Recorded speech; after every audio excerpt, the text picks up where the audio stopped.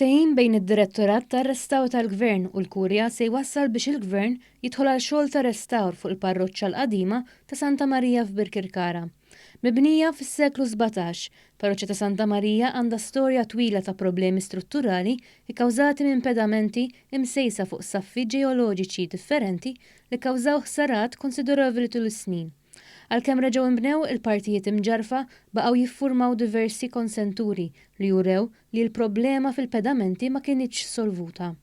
Il-Kurja laqgħet dan il-ftehim u l-Kappillan Dun Ruben de Gwara semma kif dawn il-jiem huma importanti għal din il-Knisja peress li jimmarkaw il-15 il-anniversarju mindu saret parroċċa dedikata lil Santa Marija b'digriet mill-Arċisqof Giuseppe Merċieqa.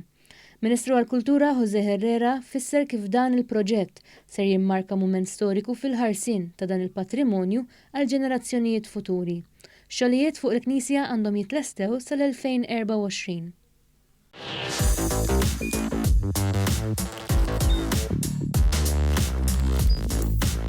Idħol fuq one.com.mt u hemmhekk tista' tara l-programmi kollha li jxandru fuq One permezz ta' One Play.